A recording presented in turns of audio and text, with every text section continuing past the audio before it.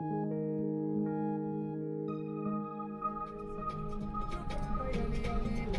hitchhiked across the Ivory Coast in just 2 days to reach the capital, Abidjan. After surviving 5 days homeless, I met up with Tommy again. We headed straight for the coastline and entered Ghana just a few days later. Armed with my newly purchased machete, we spent most of our time cleaning out the coconut trees for any coconuts we could reach, despite our completely disastrous technique. After a coconut overdose, we hitchhiked the remaining distance to the capital of Ghana, Accra.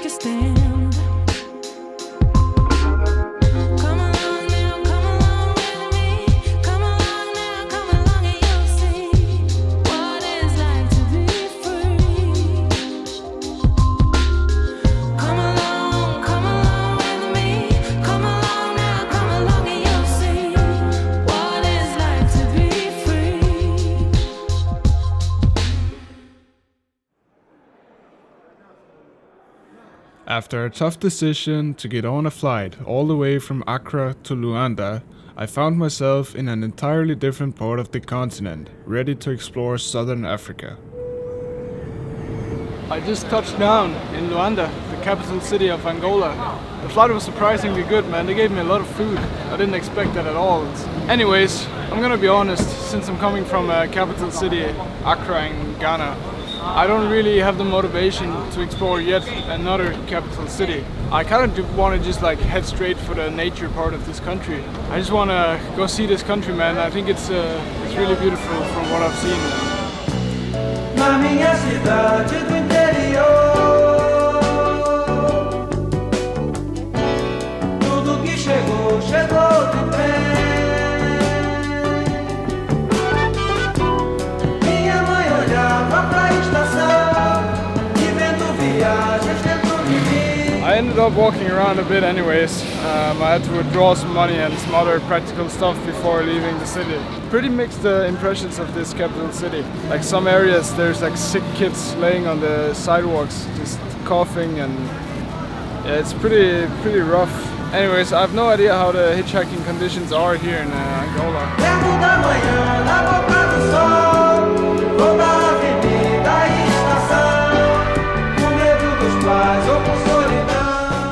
I knew Angola was particularly rich in wild nature, especially up in the northern highlands where I was at the time. Zigzagging my way down through the country seemed like the perfect way to experience its diverse landscapes, beautiful coastlines, and meet the native people. Angola was once a Portuguese colony, so I was also curious to see how much of that influence was still left.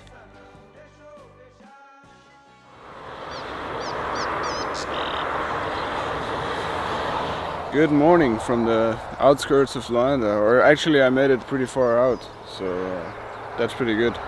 I want to go today to a waterfall called Kalandula waterfall. It's one of the biggest in Africa, I think. I'm still pretty tired from all the flying yesterday, but I slept pretty good, probably because I was so tired. So yeah, just gonna pack my things and head straight to the road.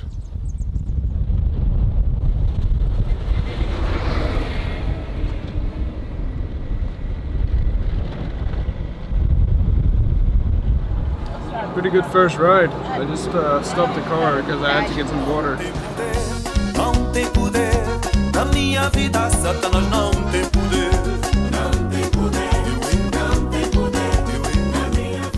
I was lucky to get picked up by a relatively modern truck going really far.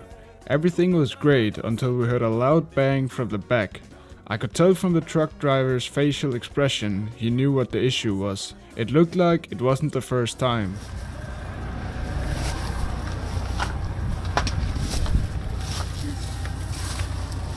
Oh, I see.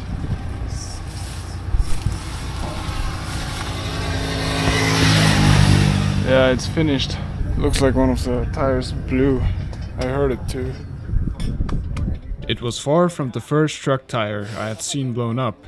In fact, in some parts of West Africa, the trucks literally blew their tires every 20 kilometers. It was always interesting to see how the younger boys from nearby villages came running to compete for the role of replacing the tire as a small but very real hustle.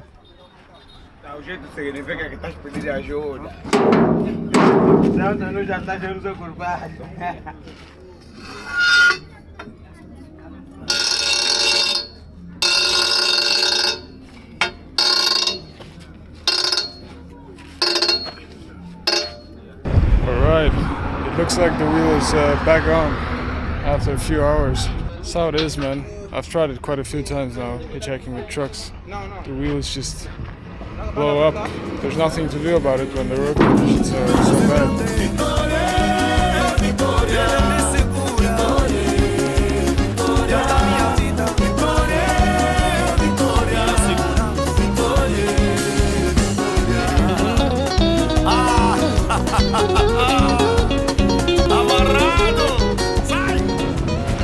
Holy shit, it's starting a rainstorm now.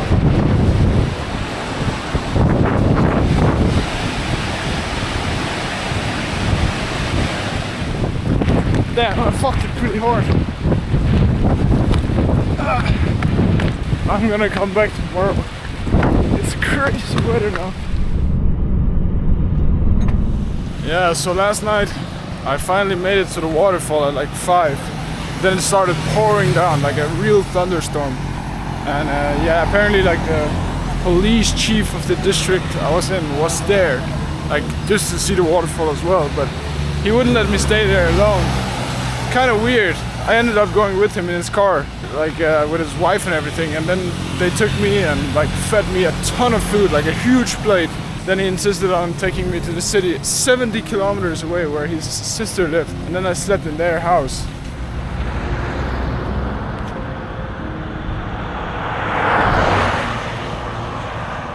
All in all, a pretty hectic situation played out the night prior, but I wasn't gonna give up on seeing the waterfall. I hitchhiked all the way back and was finally experiencing decent weather after a huge thunderstorm.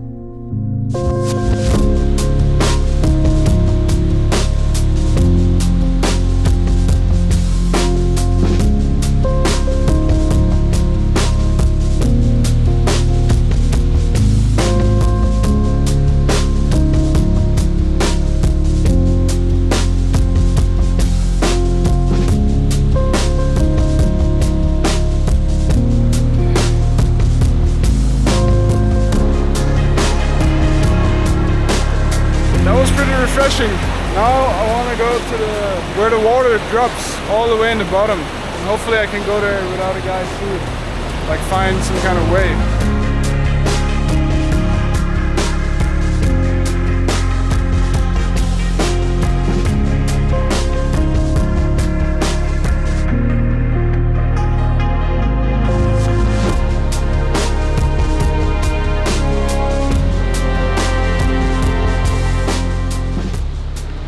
Alright, here we go.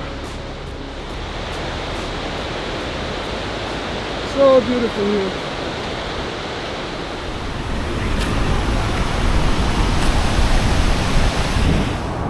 Yeah, this is it. This is the waterfall. Although this is very, very sick. I think I'm gonna start heading back because it's getting late now too, and I have to like somehow find a place where I can sleep. I don't really know how I'm gonna do that right now, but yeah, it's beautiful here.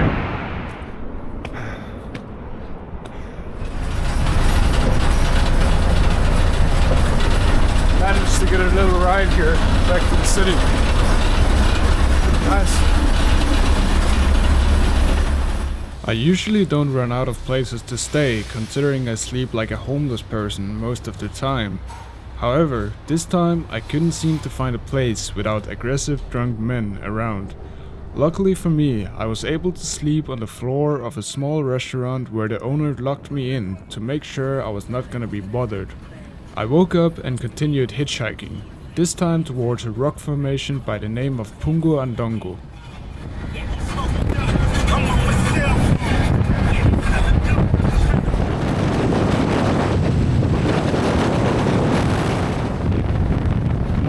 after quite a few hours, I've made it to the final road or to the place I want to go, which is this place right here in front of me. Gotta walk like 6k now to just get to the area, and then I don't know any trails there or anything, so I'm just gonna go there and hopefully I can find like a trail up.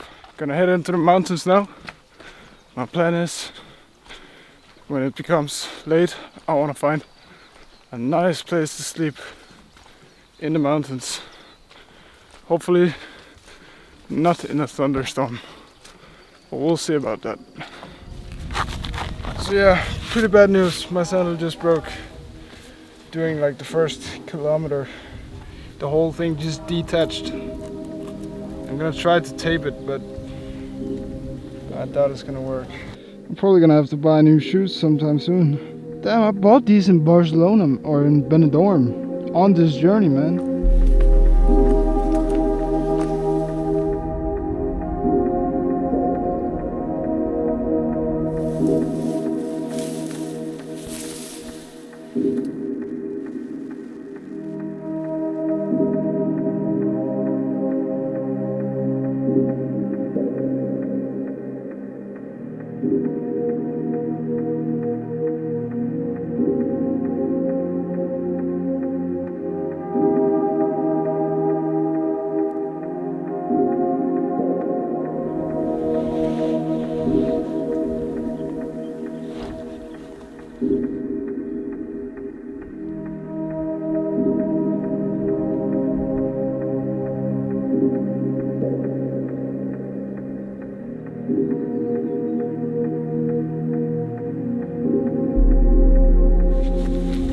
I brought some bread, some peanut butter.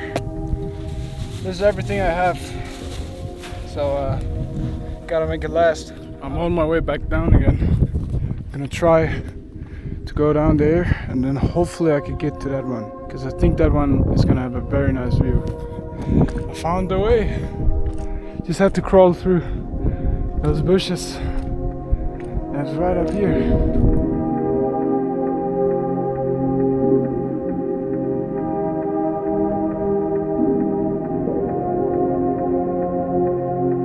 So I think this right here is gonna be the spot for tonight.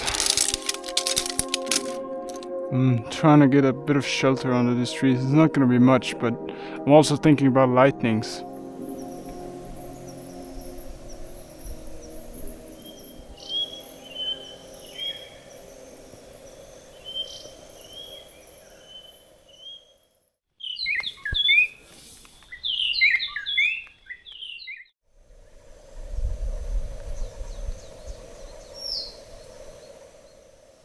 I slept pretty good. I think I slept almost 10 hours. I'm gonna head down to the road, walk back to the main road, and then from there I'm gonna start hitchhiking. I want to hitchhike pretty far because I want to go to the coastal area. I think the coastal areas in Angola are pretty sick, so yeah, it's my plan to go there slowly. Might take a day or two because it's like 600-700 kilometers, I think.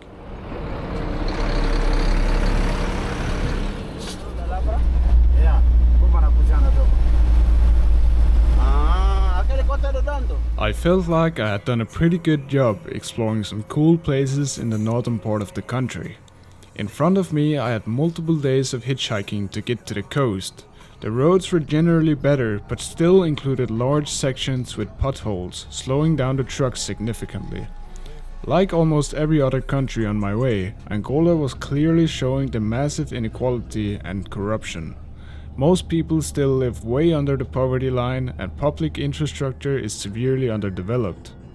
That is not to mention the 27-year civil war until 2002 that displaced millions and left the country in shambles.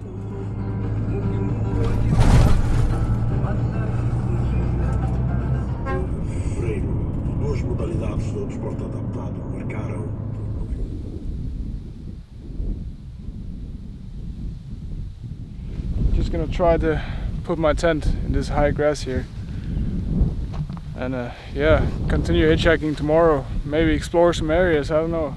It's so beautiful here.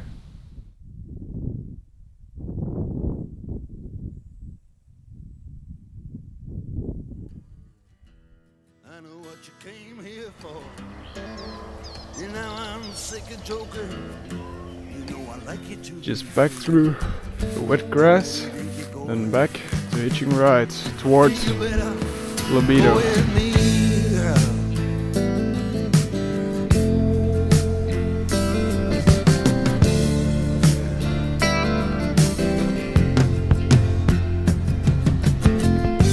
You say there is no reason, but you still find cause to doubt me. That you ain't with me, girl. You're gonna be without me.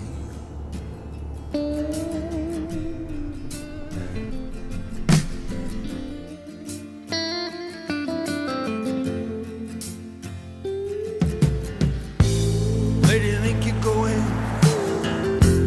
Don't you know it's dark outside? Where do you think you're going? I wish I didn't care about my pride. And now I'm sick of joking. He just showed me when we passed like a small water place here with water flowing. Apparently that's where the truck drivers take their showers. This is probably the best shower I've ever taken. This water is like 40 degrees or more. It's like a sauna. Now I don't need a hotel for another whole week.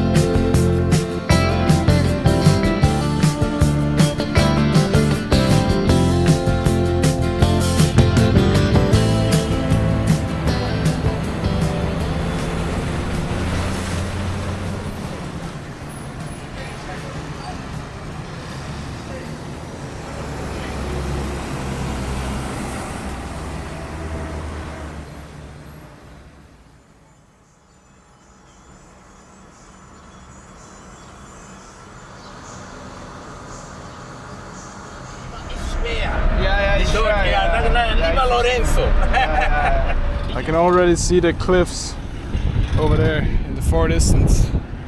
Can't wait to get to the ocean, man. I'm not that far away now, only like 10-20 kilometers.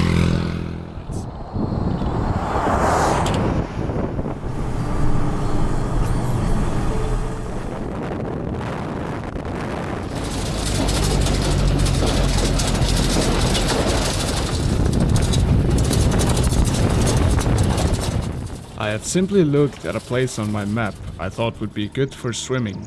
As I was nearing the water, I realized I had somehow made it to a Chinese industrial complex, not even visible on my map in the first place. Regardless, I walked quite a bit and was able to find an incredible beach at the bottom of a cliff.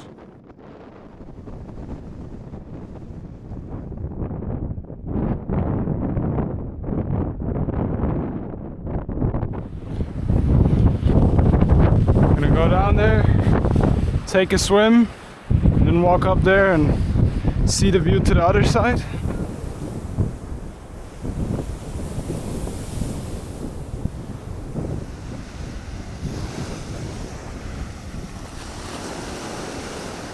My day was far from over. I looked on my map and saw there was a highway following the coastline far down the country. Naturally I thought, great, I'll just stick to that road and see the coast along the way. Everything was smooth sailing until I saw a sign in the most African manner possible saying, and I quote, "The road ends in 500 meters." Completely randomly placed in the middle of the highway. I could tell the driver was familiar with the area, so he drove off the asphalt and started following a small dirt road essentially going next to the highway marked on the map. As I was sitting in the back looking around, I realized the real asphalt road was under construction but had been paused due to the repeated delays by the government.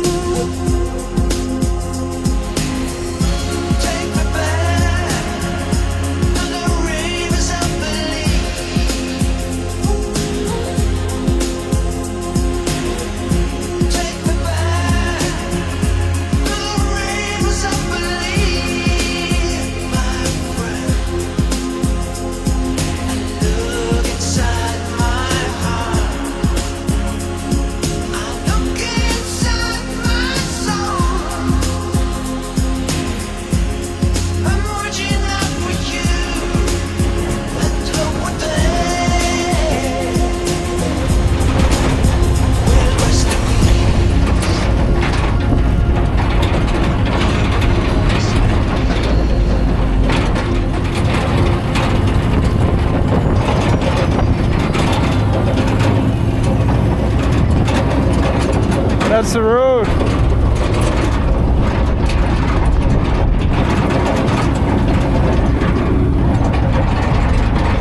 Looks like I'm officially stranded. That right there is my ride. Leaving. What just happened is a pretty typical African thing. You're going on a road, everything is fine, you're in a good car. Then you just randomly see a sign that says road ends in 500 meters and nothing else. And it's true, the road just ends and it just turns into this like dirt road, tough dirt road through the mountains.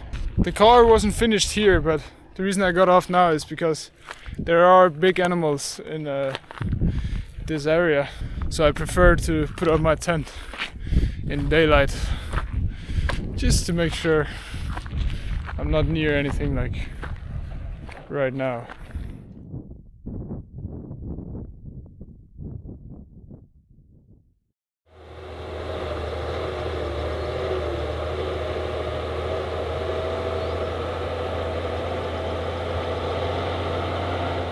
I had a pretty good night. It was not too hot, not too cold. Road right down there. I've heard 2 trucks in the morning going the wrong way, and that's basically all. So gonna be interesting to see when the first car in my direction shows up.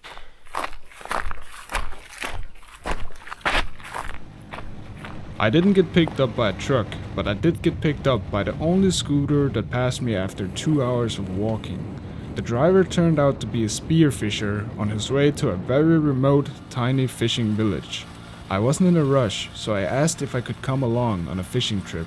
I'm not sure he fully understood me, but he agreed to take me through the incredibly scenic dirt road all the way to the village.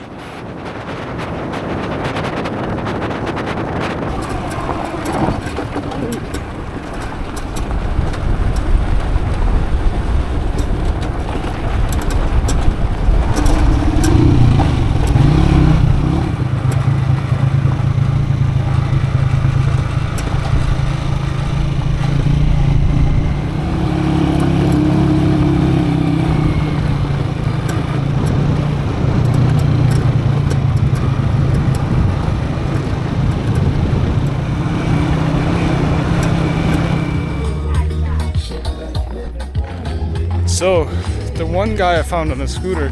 What? His video. Video. No, video. Yes. The one guy I found on the scooter took me all the way Yes. to where. Yes. Here. I'm gonna go spearfishing with him now, I think.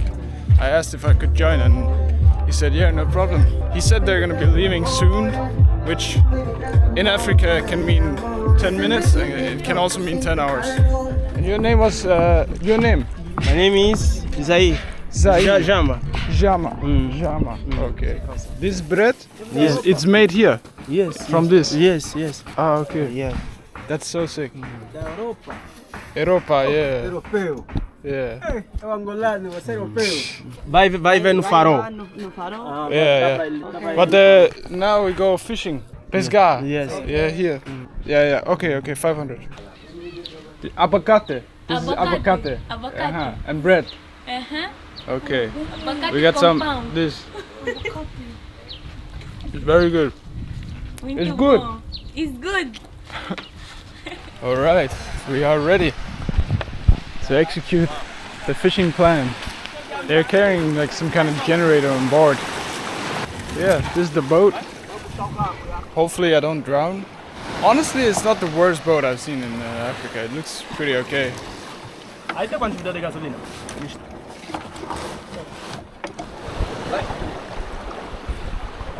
Okay.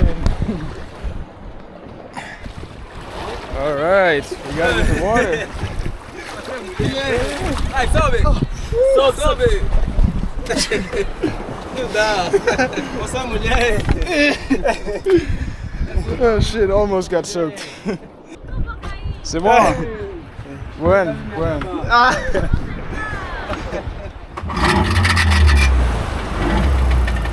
Alright. Engine is smoking up right from the beginning. That's a good sign.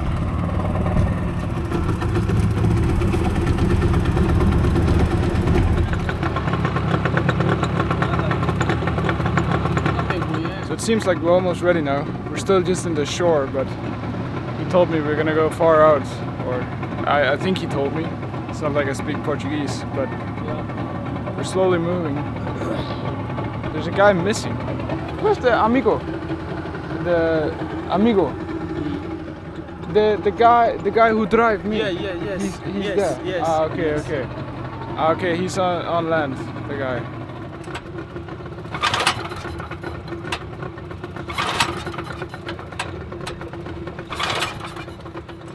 At this point, I was used to people in Africa doing things in sketchy ways, but this fishing crew took it to a whole new level. To start with, they could barely get the generator started that was going to power the compressor supplying air to the diver. One of the guys had to change a spark plug and try to repair the throttle control with an old piece of fishing line held in place by a piece of rubber. Despite the efforts, the generator kept randomly shutting off, putting the diver in a possibly deadly situation.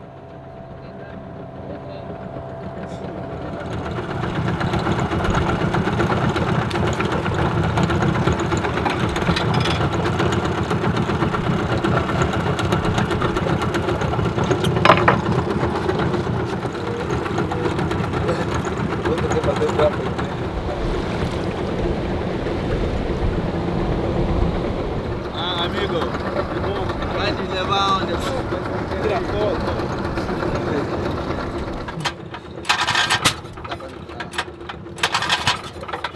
I almost got it.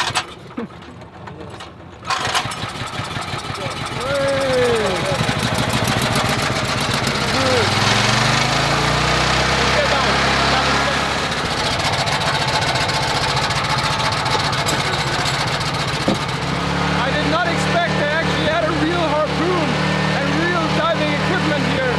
It's pretty crazy.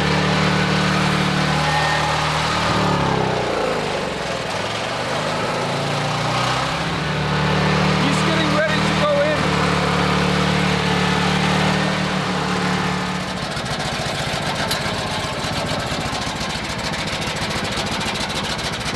That's the gun.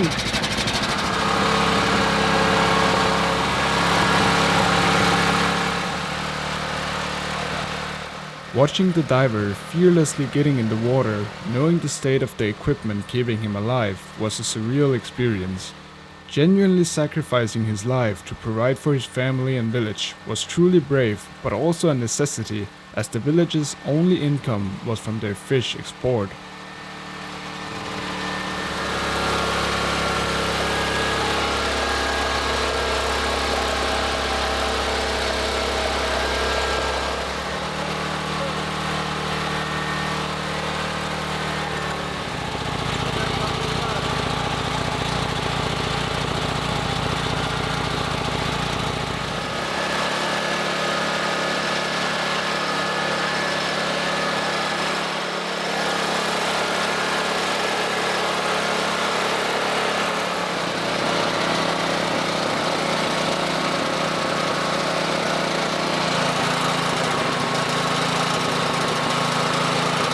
The only thing keeping the diver alive right now is this whole concoction of sketchy mechanics.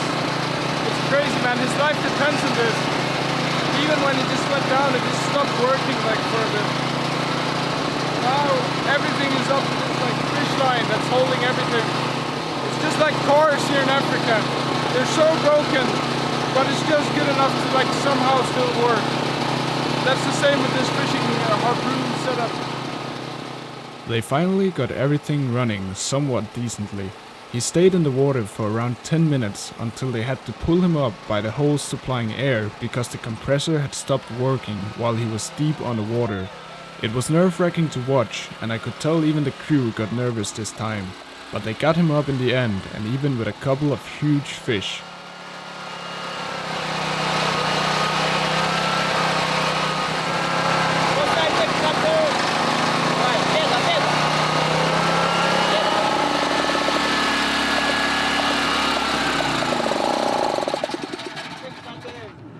Vê o quanto é que tem a percentagem do ar. Para. Mocheiro, pega, prepara mocheiro.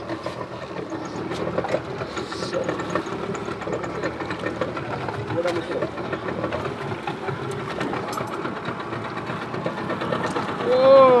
Yes.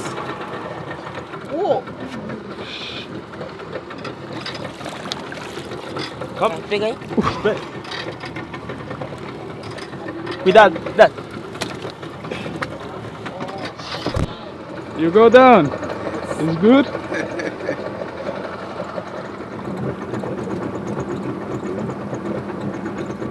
Let's go.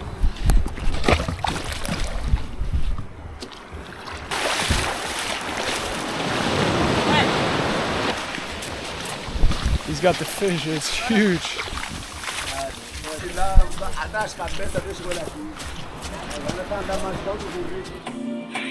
What is this?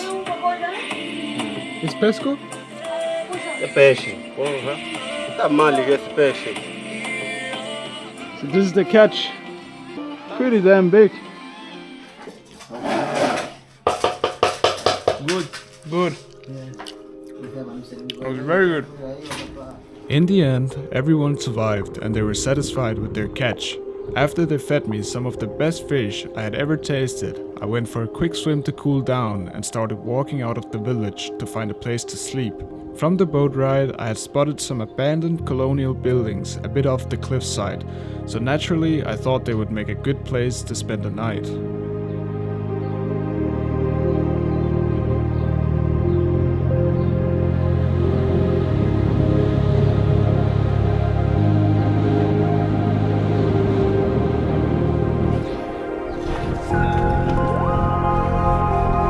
Oh yeah, this is my sleep spot.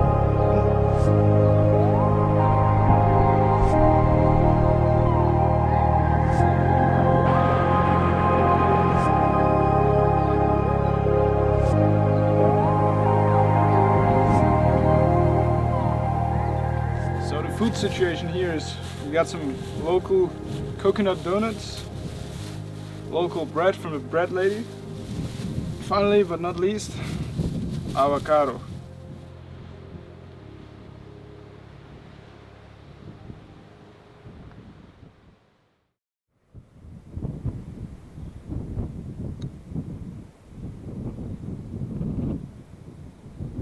Good morning from the top of the lighthouse.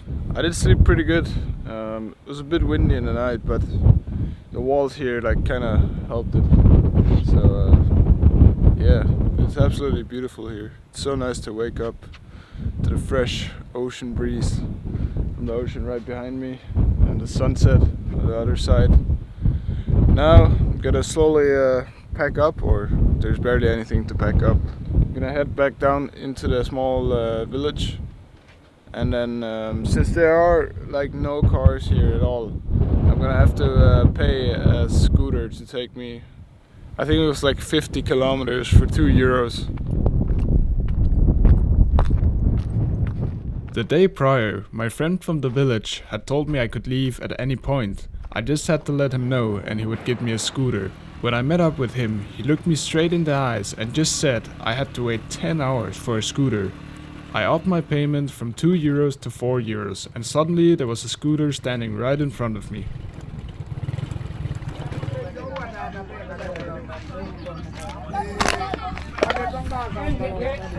I think I got a car here to take me further. Desculpa que você vai inventar pra ele hoje, hein? Deixa eu perguntar uma coisa. Eu vai vir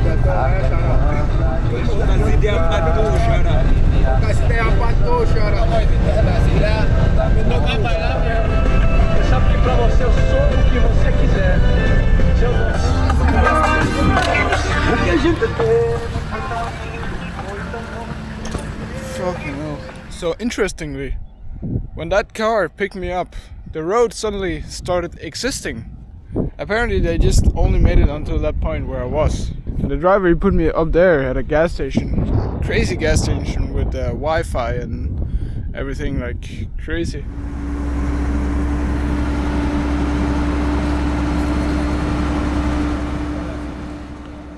I spent the entire day hitchhiking with trucks on the newly built road. The feeling of new asphalt alone was enough to make me happy at this point, as it was rare to come by in Africa. I was closing in on Mozambique, the last bigger city along the coast.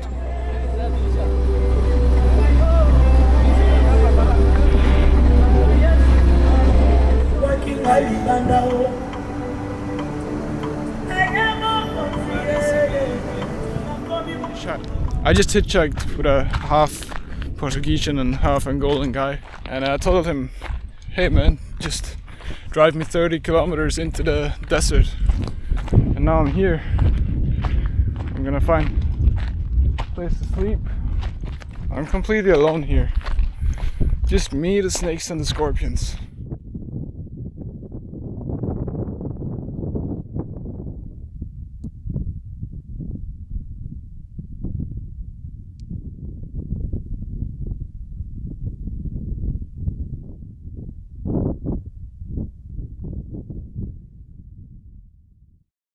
Now I think Mossamedes is a nice coastal city, but that's not really the entire reason I went here. From here, there's actually a train returning empty to a place called Cuchi, way further into the country.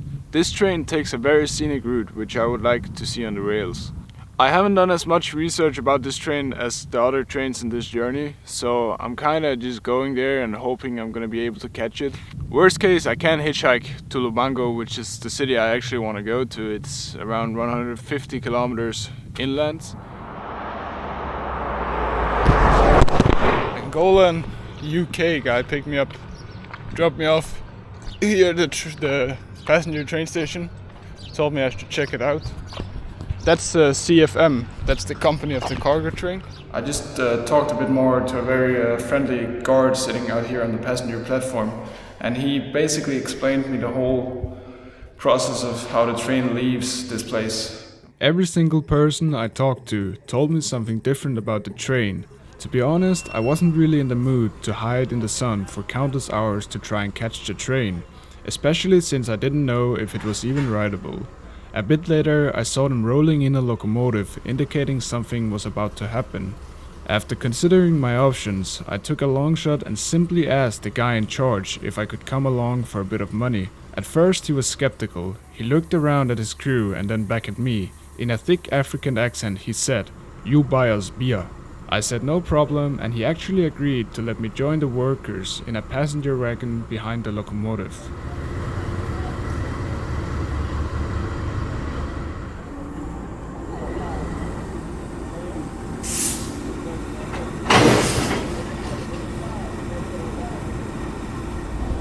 Somehow I just convinced the boss to let me on the train.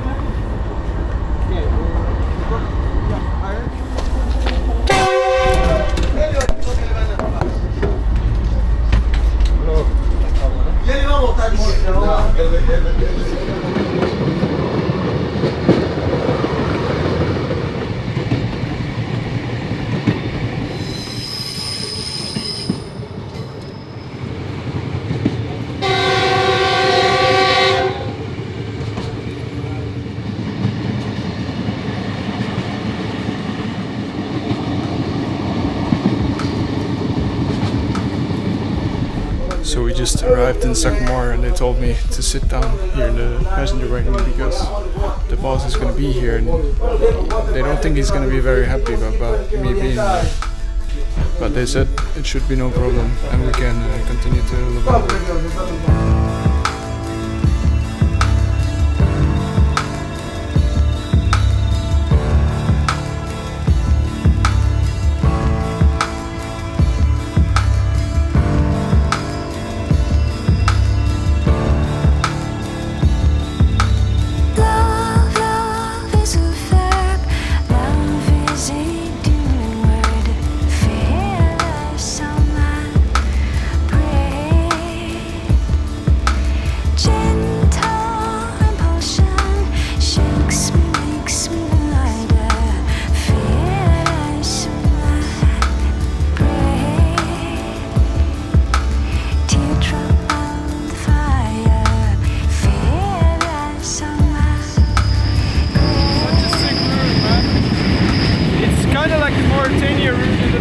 But a bit more like plants and stuff everywhere. I don't think any other train is operating on this line, so there's really not any reason to stop. Like, it's not gonna side out for anything.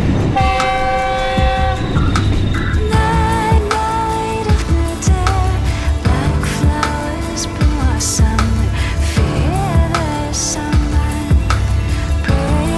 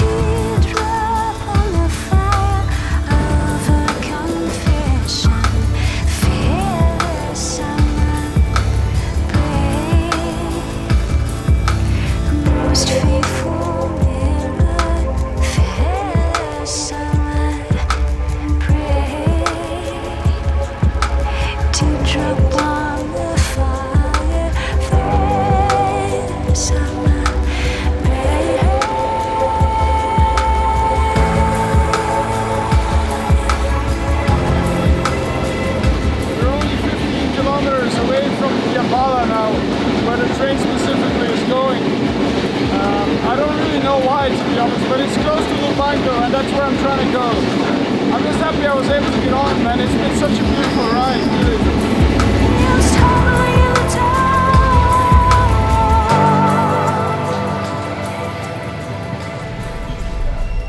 So we arrived now in Biabala.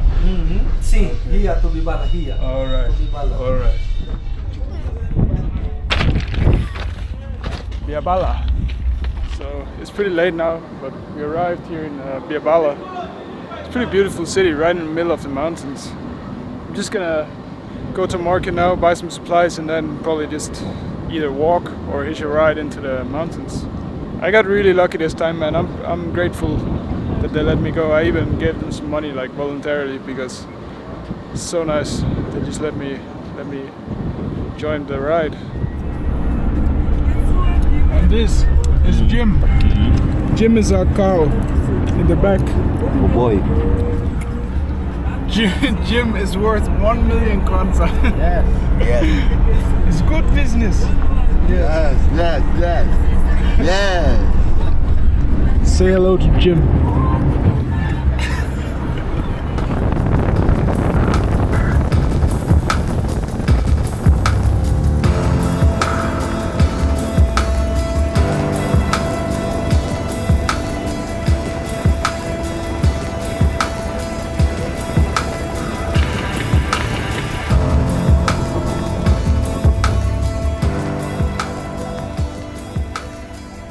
So Jim just left, and Jim's drivers.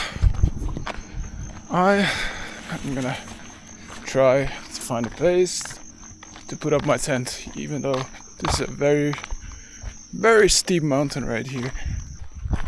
Wouldn't it be sick to just sleep on that rock on my mat? Fucking hell.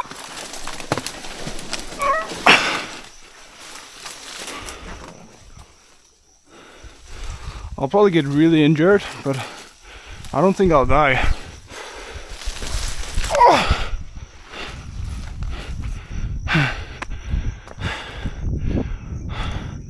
Made it.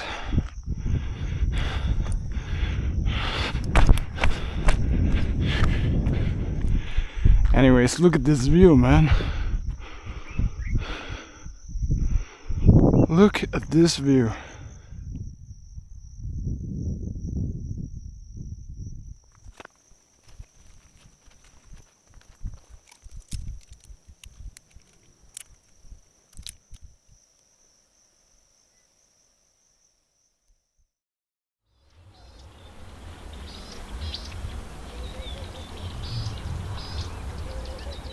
Good morning, another great night. These last nights have just been incredible. Nice and cold, no rain, even no moist. Right down there is Biabala, the village I arrived to yesterday with train. The treks do actually go all the way to Lubango, but there's flood damage currently, I was told, so the train only goes to Biabala currently. I'm high up in the mountains now, and around this area there's a lot of things to see. I think there's at least 3 or 4 things I want to try to see, like today and tomorrow. Hello, you go Lubango. Can I come?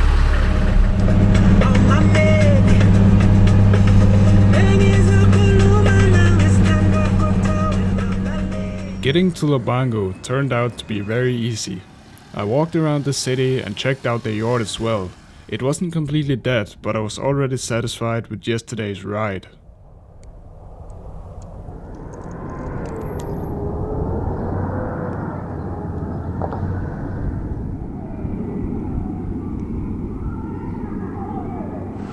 So, I've spent the last 2 hours exploring Lubango. Pretty nice city. I checked out the yard too. When I was there was no activity, but I think it's an active yard. I left the city and got picked up by a Portuguese businessman who, out of kindness, decided to drive me all the way to the viewpoint I was trying to go to. He repeatedly told me I shouldn't stay at the place for too long alone because of frequent robberies.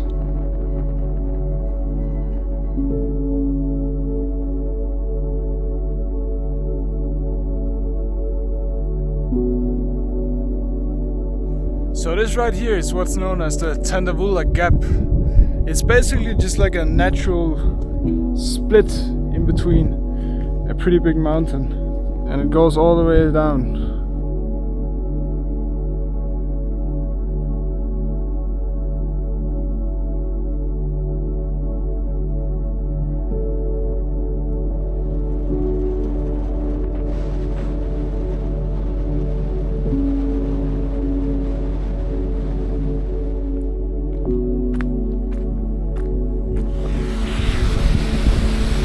I gotta get down there and swim, man.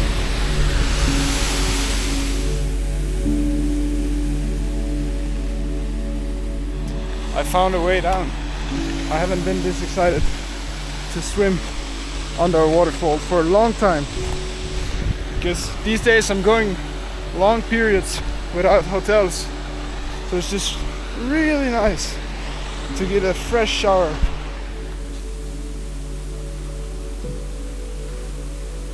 Credit to Angola, man.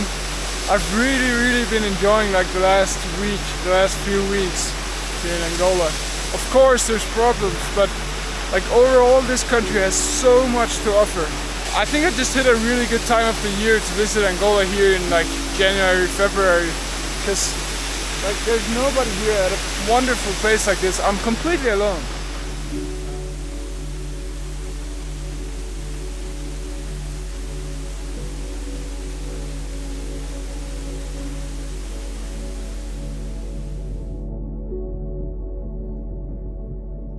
While going down the mountain, I got picked up by somebody who had one of Angola's biggest strawberry farms. He told me it was no problem to pitch my tent there. When I woke up in the morning, I had a really heavy feeling in my entire body and I could tell something was seriously wrong. It wasn't just a bad night of sleep. Out of stupidity, I chose to ignore what my body was trying to tell me and kept moving. Couldn't really sleep like 5 hours of the night because this beam of light was keeping me up. Made it through the night anyways. Here's the dog. Yeah, he came chilling at 2 in the night. It's surprisingly cold outside. I could have sworn like last night it dropped down to almost minus, I think. I had to go in my liner, my sleeping bag and put socks on. I can't remember the last time I had to do that. And even now in the morning it's still cold.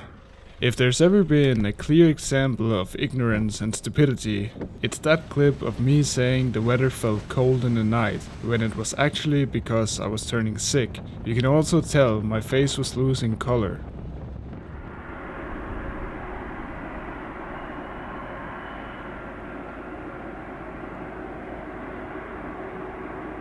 So this right here is Serra da Lepa. It's Angola's most famous road because it was very hard to construct. Like Lubango is over there and basically the whole Lubango area is very elevated. So to go down they had to make a really long U-turn road all the way down. Goes all the way to Moçambique, where I came from with the train. Alright, so it's actually a few days later now. I'm still in Lubango. I had to stay in hotels the last 2 nights because 2 days ago, after exploring the very scenic road and those areas, I woke up the next morning and I felt incredibly sick. Like fever, and my whole body was so cold. I couldn't generate any heat despite being under like 2 blankets and my sleeping bag. My body would just shiver. But my main goal now is just making it towards Namibia.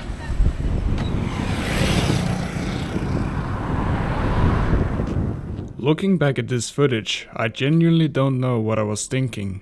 It seems like I thought a few nights in a hotel would cure my illness. However, multiple nights of severe fever and feeling horrible is not normal, and I should have been able to come to that conclusion on my own. It wasn't until the first morning after leaving Lubango I finally realized something was very wrong.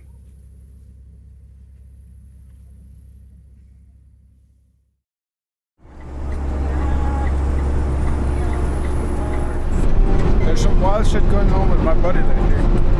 I don't know why, but I had like big issues falling asleep last night, and yeah, my whole neck just feels really stiff and it's very uncomfortable. I can't really move like without pulling my whole body in, so yeah.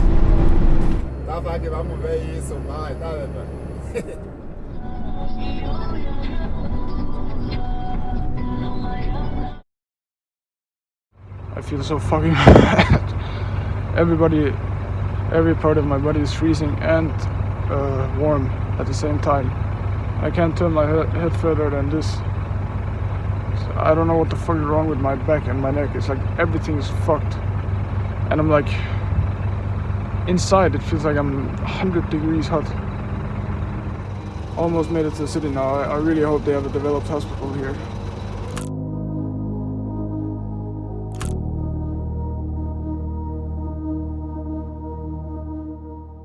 I think the last clip I recorded on my big camera was in the truck on the way to Namibia. But yeah, I felt so horrible in the truck. My whole body was shaking the entire way. Haven't felt that bad for a long time. I went to the next bigger city, which is where I am now. And yeah, I went to the hospital. They did some blood test and everything. And they concluded I have a pretty strong malaria. Stronger than the one I had in Guinea. I'm gonna have to stay at this hospital here for 5 days while I get medication. I'm hooked up to a drop right now. I got my own room here. And I'm just laying in the bed all day. This is day 2. I came yesterday. I hope I can continue the trip afterwards. Yeah, I'll see how I feel after 5 days here. All I can say is, that is what you achieve when you ignore your body's signs completely. The doctor assured me I would have been dead without treatment. I'm eternally grateful to have been near a developed hospital when it happened.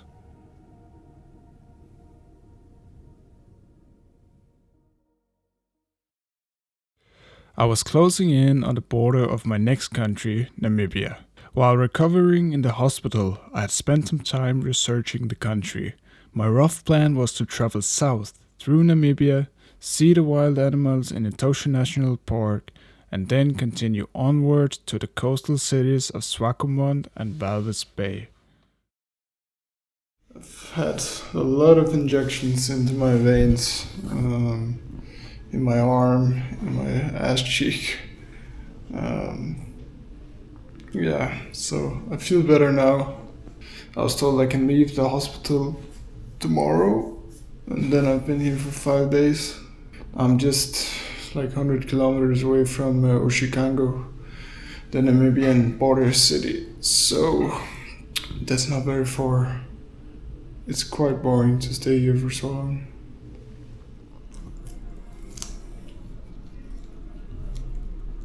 I've not left the room for 4.5 days. Time to actually freaking continue this journey. I feel good. Finally, the doors of freedom. Gonna head to the road now, start hitchhiking to Namibia. It's only 35 kilometers, so unless something is up, I should be there today.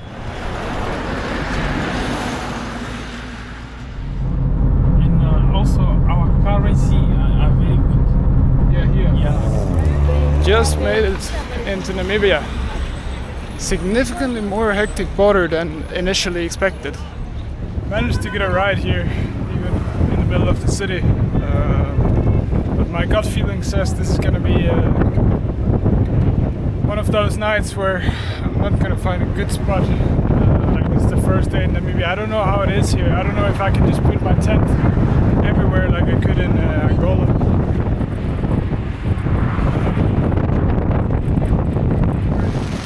Not one night in Africa have I tried this much rain.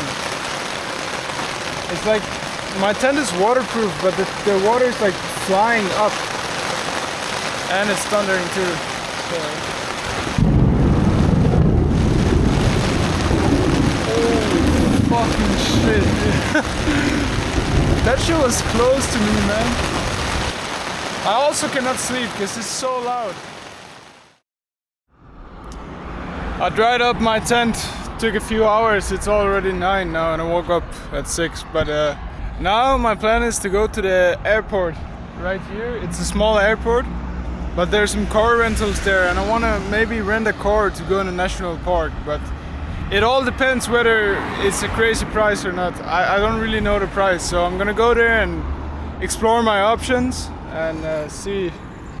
I have no idea what I've got myself into. I have just rented a car, and in this country they drive on the opposite side of the road. Got some groceries here, going the healthy way.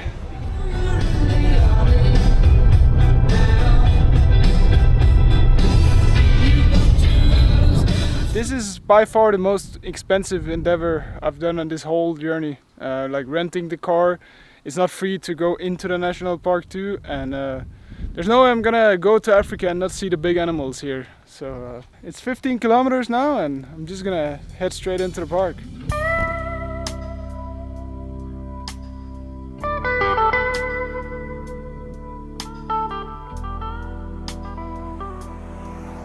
And I'm not even in the national park and the road is already like, well, it's not great. I'm just thinking if freaking trucks can go here, I can go here in my Toyota Corolla too. Just like that, officially crossing into Etosha National Park. Holy shit, man, it's like 10 seconds ago since I recorded that clip and there's literally 3 zebras blocking the road. Oh, yeah, I thought the other ones were cows. It's also zebras.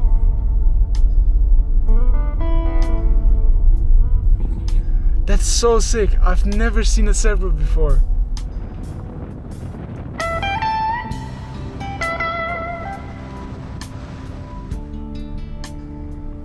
Such a big animal.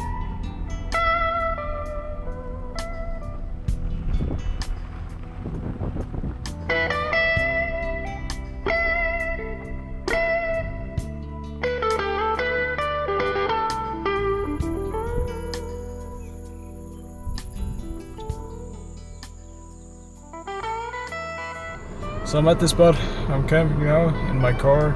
I'm not even gonna put my tent, I'm just gonna sleep in the car. So I'm gonna wake up really early tomorrow, start exploring.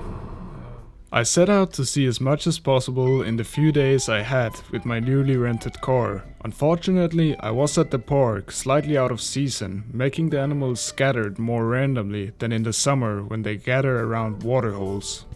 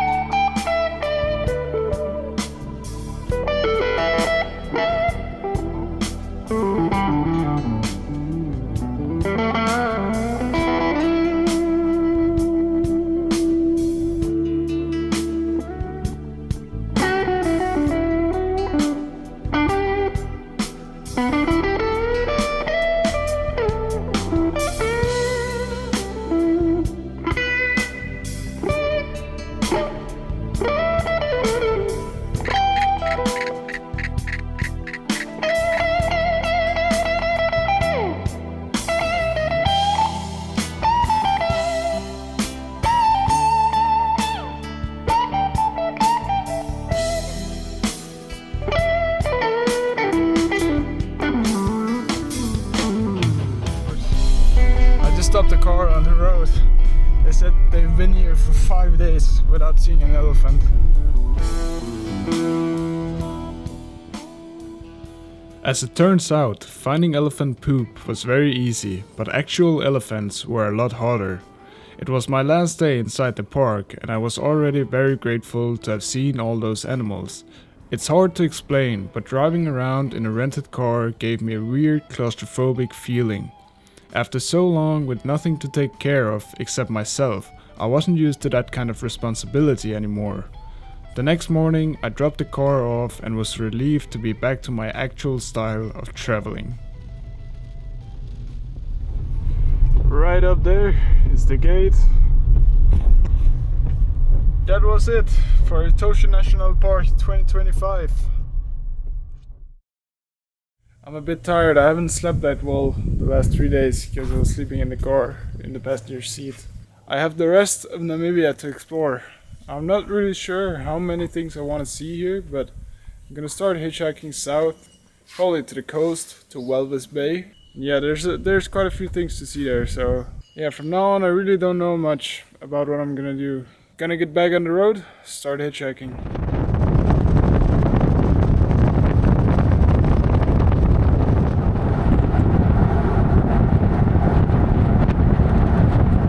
Alright, so I just got dropped off outside of the town of Otjiwarongo, which is a town I could have actually caught a train out from. I even saw the train right next to the road here when we came, but there's no particular reason to ride trains right now since it's working out with hitchhiking, but so I didn't get a ride. Didn't catch any train either.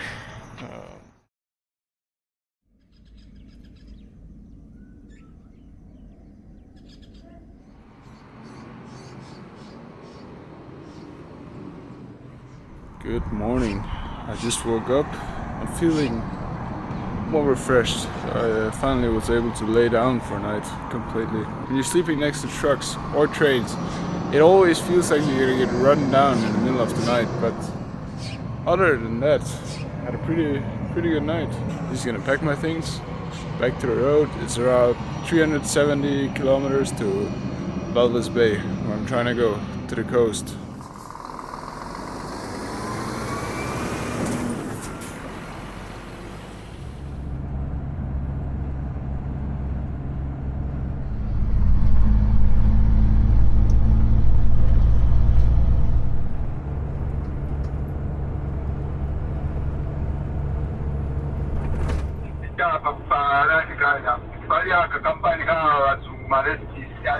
Man, it's pretty tough hitchhiking out here in Namibia.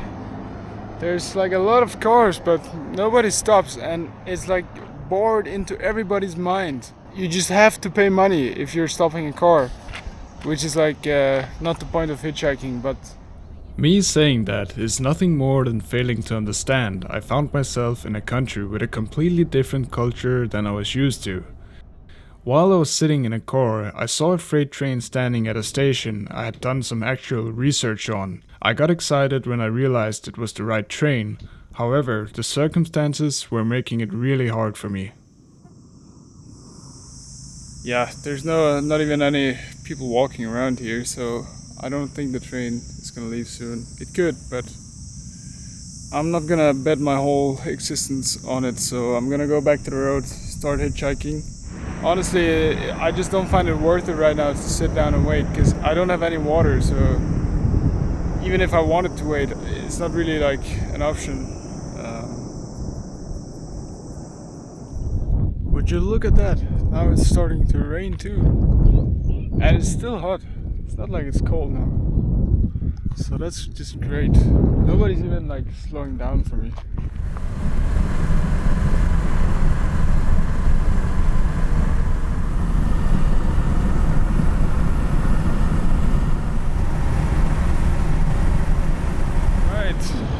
Made it to Swakopmund, a city here on the coast of Namibia. This city is pretty interesting from what I've heard, since it's supposed to be very Dutch, since the Dutch and the Germans colonized this place before. So all the buildings here are supposed to be very Dutch in particular. So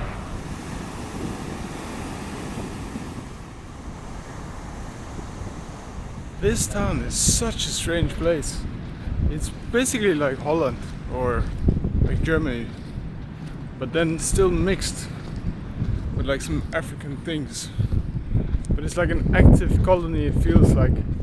I don't think it's not under the same conditions as it used to be, but it's still like all the white people here are just running everything, I think.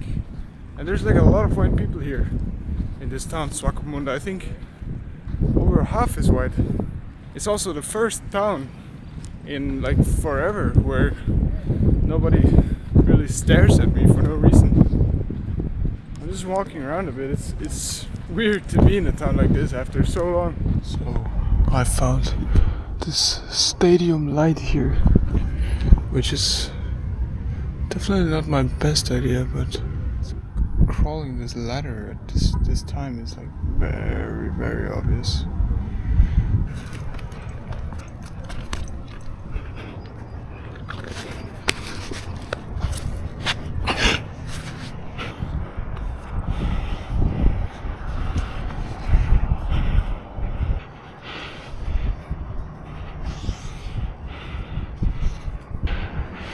I made it to the very top. So as you can see, I made it to the top here of this stadium light pole. This is actually a first for me, sleeping in one of these. I thought about it many times, like traveling around, but usually there's just too many people lurking around. And I was here too, but I guess I just got lucky and yeah, nobody saw me. But I'm not complaining because it's safe.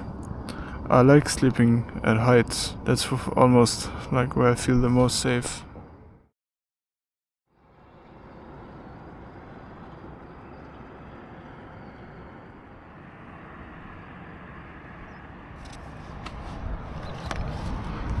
Alright, so it's already later than it was supposed to be.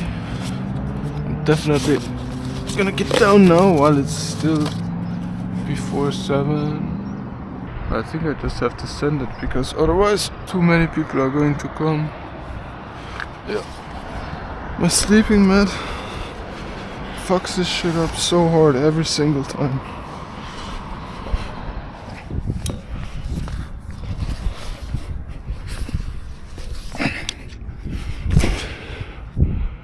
Just like that, we're down. Slightly dirty hands. So I'm next to the sort of main road now that leads out of the city. Somebody told me there's a huge seal reserve, like 50 kilometers up the coast. So I'm gonna try to hitchhike a ride there.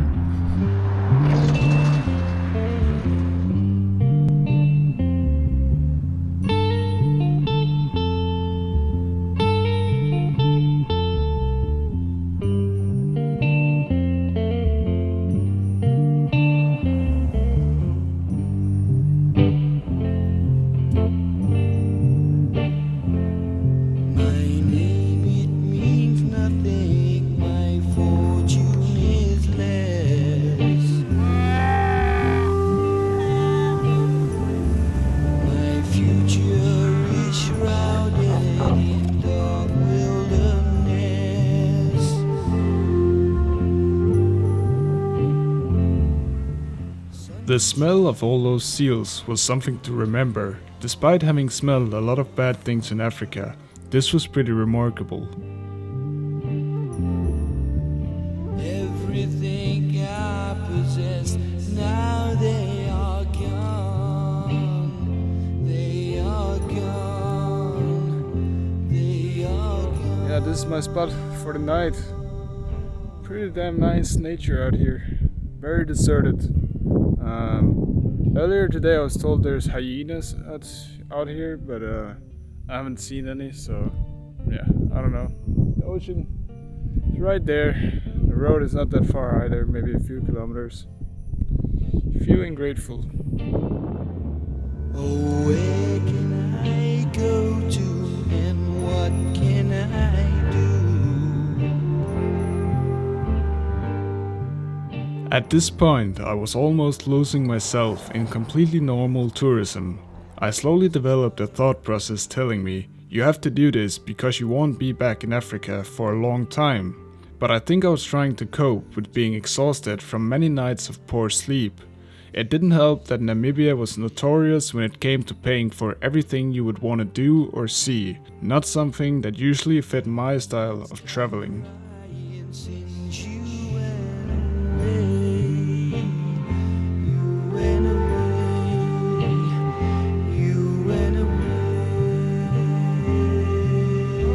This is where the desert meets the ocean.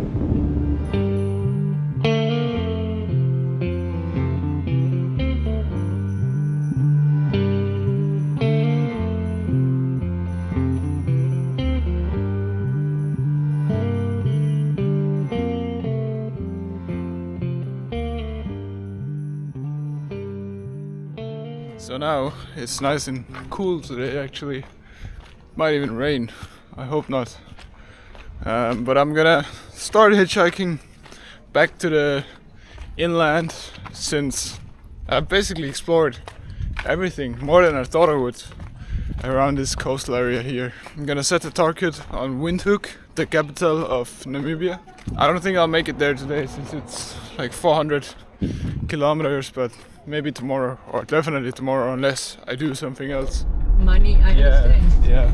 Yes, always camels. I don't know if you saw this. What is the chance that the first person I hitchhike with invite me to her steakhouse for a burger breakfast? Absolutely crazy. So nice. I haven't had food like this for a long time. This is the last roundabout before it's just main road all the way to Windhoek. Every car leaving here should be going pretty far. That's what I'm hoping anyways. Would you look at this sign? That's not great. However, if there's no police, who's gonna do anything to me?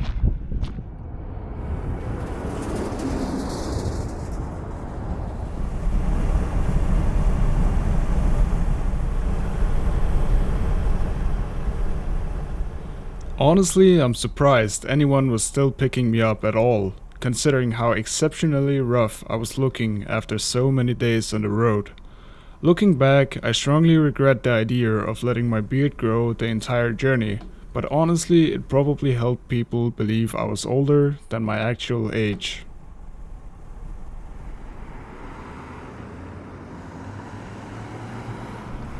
Made it to Windhoek. My driver just drove straight into this hostel kind of place. They want like 15 euros for one night, so I'm gonna try to find something else first, otherwise I'll go here.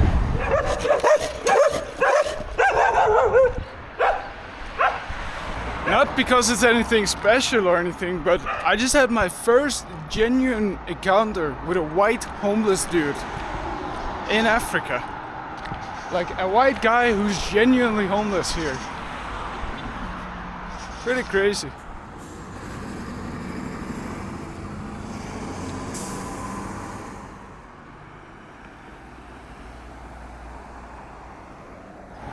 So I was just trying to find a place to sleep, like just talking to a few people and stuff. And I talked like to a security guard, and he's just for 2.5 euros, he's let me stay in the parking basement of this luxury compound with Wi-Fi, a toilet, a roof and everything. What's your name? Patrick.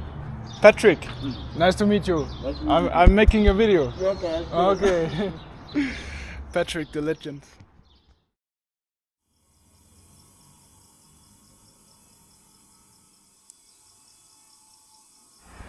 As per usual, I don't really like to be in the big cities. It just doesn't interest me that much. I think I'll check out the yard, and then after that, I'll probably just head to the end of the city and start hitchhiking further south.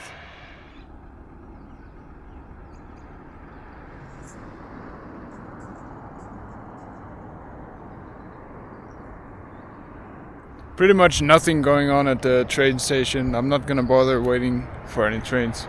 Just gonna go to the end of the city and hitchhike. It also seems like the yard is pretty old and yeah, just not very active. So all of that down there is Windhoek. That way is the way to South Africa.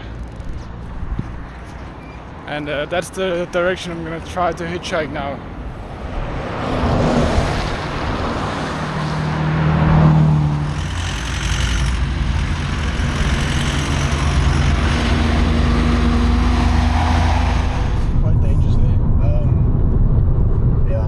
Pretty good first ride.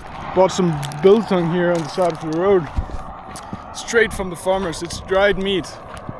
It's so good. It's like the #1 snack here in Namibia. Before the final stretch to South Africa, I still had a few things I wanted to do in Namibia. I hadn't given up on riding a freight train yet, so I started hitchhiking more than 600 kilometers to the coastal city of Luraritz, a lot further south, to give it a try. one knows what it's like to be the bad man, to be the sad man behind blue eyes. And no one knows what it's like to be hated, to be faded, to telling only lies. But my dream, We got a little bit of rain saying hello. is empty as my conscience seems to be. I have hours only lonely. My love is vengeance that's never free.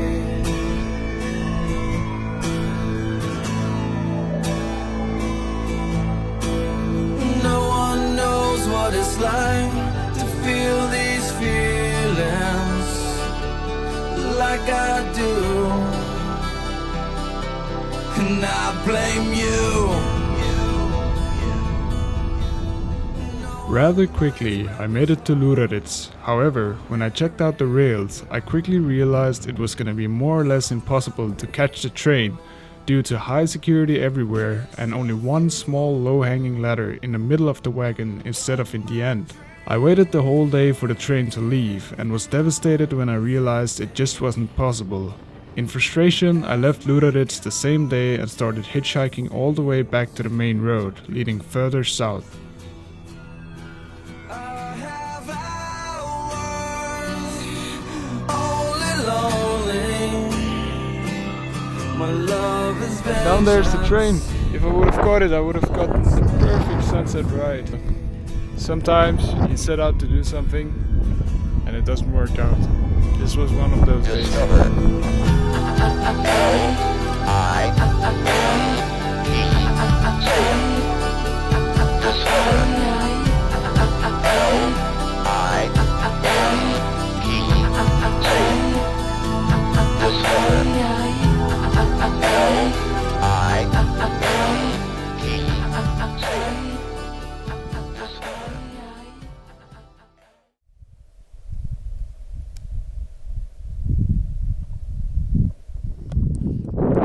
Just packed up my things, ready to start hitchhiking once again. This time I'm going south. It's probably one of my last days in Namibia, to be honest. I want to see a canyon called the Fish River Canyon.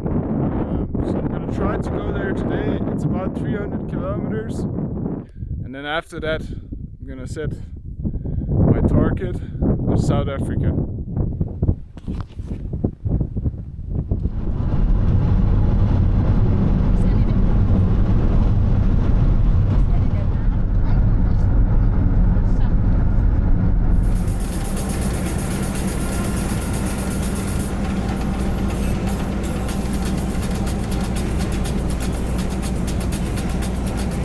Got dropped off by a truck, a really nice truck driver here in Grunau, which is the last city on the main road before you take the turn towards Fish River Canyon. I was told by multiple people here that I'll have a really hard time finding somebody who wants to take me, if there's even anyone. Been standing here more than 3 hours now. 2 cars have gone there. Nobody wanted to even stop. Or one stopped, but they weren't going anywhere near where I was going, so I'm gonna wait 1 hour more, and if nothing shows up, I'll try to call that guy I met yesterday and see if he'll take me.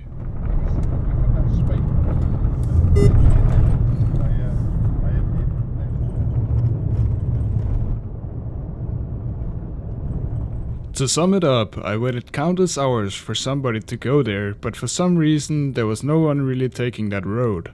The owner of a restaurant nearby my hitchhiking spot saw me struggling and said he would take me there, but for a bit of money. I was hoping to go for free, but in the end I had to give up and go with him, since I wasn't about to miss the second biggest canyon of the world.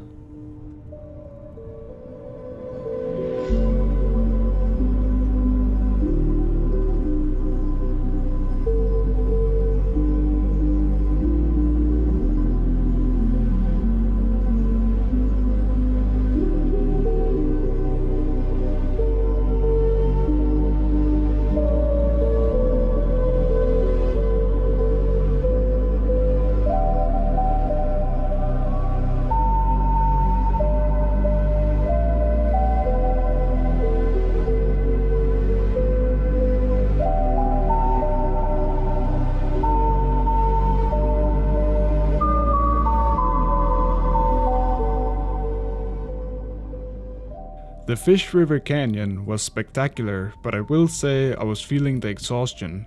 Just to get there, I had to spend 2 nights sleeping next to a gas station. My driver took me back to that same gas station in the evening, and I decided to spend one last night there. I had now spent multiple weeks traveling across the entirety of Namibia without staying in a single hotel or guest house. In that country alone, I hitchhiked nearly 2,500 kilometers. Eventually, I found myself in Grunau, a small town with a busy gas station in the middle of the desert. From there, my main goal was ambitious but simple, to hitchhike through the rest of Namibia, cross all of South Africa, and finally reach the city of Cape Town, the end destination of my journey across Africa. So, it's the day after visiting Fish River Canyon. Very happy I went there. I've decided that I want to try to get a ride from here all the way to Cape Town. It's around 820 kilometers, and I was told by many people here that basically all trucks going down this road right here are going to Cape Town or near Cape Town. The final stretch of the journey to Cape Town. It feels weird knowing the journey is over soon. Alright, gonna make the sign here saying Cape Town. Gotta make it real nice.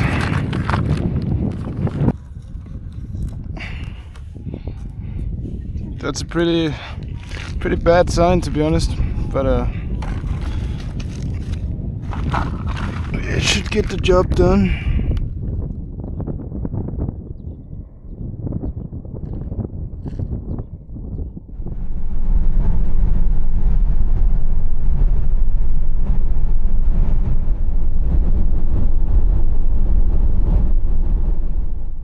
I stood at the side of the road for a long time, starting to lose hope.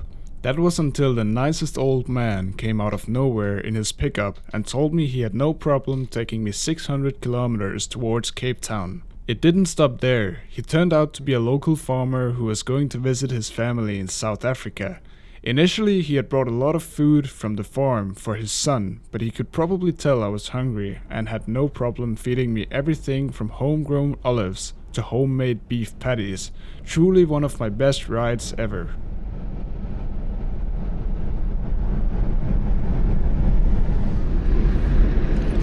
Entering South Africa.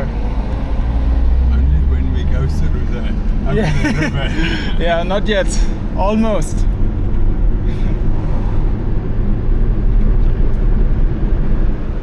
The Orange River, separating Namibia and South Africa. It's a big one, big river. Yeah, but it comes hard. Okay. Now we're in. Legally. In South Africa. Even broken down pieces to this priceless ballet. The shallower it grows, the shallower it grows, the fainter we go into the fade out line. The shallower it grows, the shallower it grows, the fainter we go into the fade out line. Do we build all those bridges to watch them thin down to dust, or blow them voluntarily out of constant trust? The clock is ticking its last couple of talks, and there won't be a party with the weather in front. The shallower it grows, the shallower it grows, the fainter we go into the fade out line. The shallower it grows, the shallower it grows, the fainter we go into the fade out line. After driving all day pretty much, I'm here, more than halfway to Cape Town from the South African border. I'm gonna stay here at this gas station tonight, and then tomorrow try to hitch a ride to Cape Town. It's not that far, it's like 300 kilometers, not even. So I'm just grateful that guy I drove with, he gave me like fresh beef patties, fresh olives, fresh grapes from his farm and everything. So nice. Vibes were pretty good earlier, but then I talked to a worker of the restaurant and the gas station, and they told me like some pretty gnarly stories that just outside of this gas station, somebody recently was robbed trying to hitchhike from there in daylight. And another dude was trying to hitchhike the other way, like not towards Cape Town. And he was killed and never found. So that's a bit concerning to hear. It's sketchy though, despite this being a very developed country, there's so many people without jobs addicted to drugs apparently, and that's like the most common reason for crime is because people want to supply their addiction pretty much. Alright, first time trying for real to hitchhike here in South Africa. Already 2 crackheads standing on the corner of this gas station. Not ideal, but just gonna be extremely cautious and only record with my small camera so I don't bring too much attention. A nice girl from the gas station insisted on making a sign for me. However, I don't think she knows that you're supposed to write big letters. Potentially the last hitchhike of this entire journey, which is crazy to think about. It's hard not to... It's so weird, man. It's funny, when I walked out of the gas station down there was these 2 crackheads. They're sitting on the left side of the road. Now, I don't know if the camera shows it. And I asked them, are you going to rob me? Like, just straight up asked them. And they're like, no, we're all friendly and stuff. And then now they started approaching me. And I just like immediately went towards the gas station. And one of the guys working at the gas station, he was like, oh, he's here every day robbing people. So... Can you blame me for getting my hopes up? You know it took me right back. I stayed persistent, and after almost an hour I was picked up by a South African farmer. Like the farmer from the day before, he immediately recognized I was hungry without me telling him. This guy took me to heaven, aka a built-in buffet, and told me I could choose anything I want. You're going to see the small house now. You know what that is? That's bacon. Yeah, I see this looks like bacon. Dried bacon. Oh, very nice. That's the dry sausage. Dry sausage, yeah, it's so nice. Alright, Senior, I love you. Thank you. Hi, bro.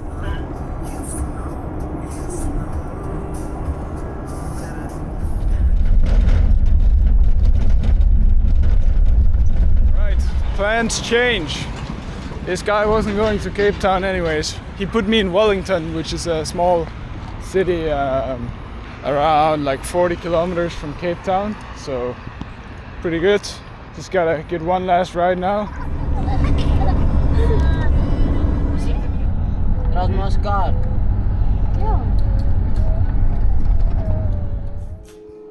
I made it to Cape Town.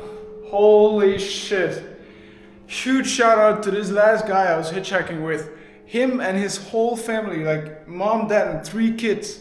They took me in their car, drove from where they were actually going 25 kilometers through the insane traffic of the entire Cape Town just to get me here, and they even helped me get this hotel room for a very cheap price considering it's in the middle of Cape Town. What a legend, man. He was helping me so much, and now I'm here at my hotel room.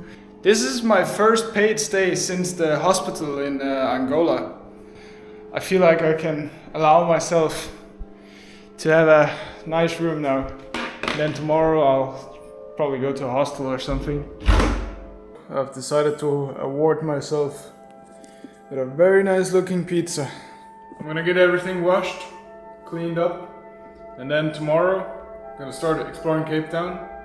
Try to do as much as I can in these 4 days I'm here.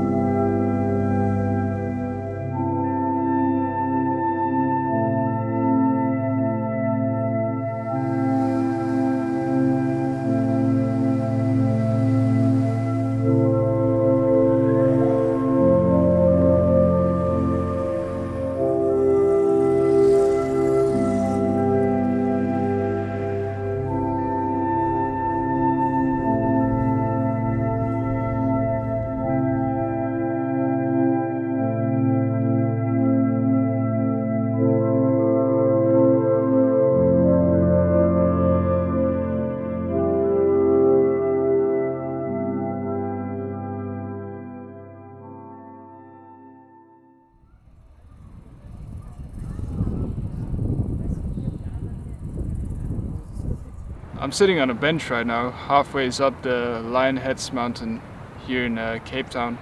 I'm about to go all the way to the top.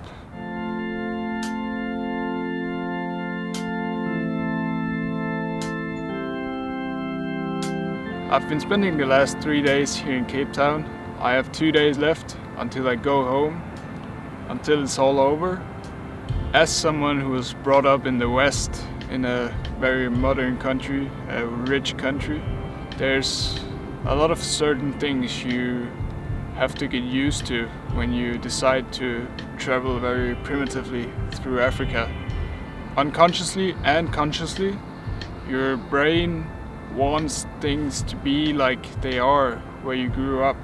When you go to an area that's so different from that, you have to be very flexible in your mind. Otherwise, you're gonna end up getting very annoyed very easily. I definitely suffered from this multiple times, not really wanting to accept that things just are different here. However, getting annoyed or getting frustrated is only gonna make a given situation even worse. And I learned that the hard way. Africa is beautiful, corrupt, problematic, different, crazy. There's everything in Africa, really. I'm pretty sure the way I chose to travel through Africa is by far one of the most stressful ways. In Africa, when you're wild camping pretty much every night, you gotta seriously think about where you're gonna sleep. On top of that, I chose hitchhiking as my main way of transport. So navigating through that and still making some good distance was hard. Of course, naturally I met a lot of wonderful people hitchhiking, people who drove me further than they had to, gave me food, gave me accommodation. To be honest, I haven't really had a really bad experience here in Africa. A lot of stressful moments, but I knew that kind of coming into it. I did get a salmonella infection in Mauritania, malaria in Guinea, and then malaria again in Angola. So that was pretty tough, especially the last time here in Angola. I don't think I've been that sick ever in my life. Many people I've come across here in Africa has asked me the same question. Why the heck would you put yourself through all of this? It's a good question, but it comes down to me as a person. I am very, very addicted to challenges, suffering, because I know that if I suffer, the reward will be much greater. My personality is very much whenever I accomplish something new or push a limit, I just want to push a new limit and do something even more difficult or more stressful. So, with all that being said, I'm going home in 2 days and the journey is now over.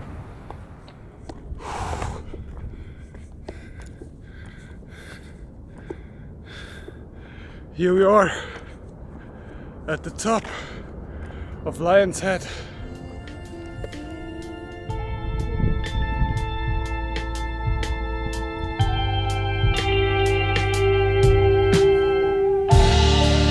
And it would break your heart. Well, if you knew that this is all about you.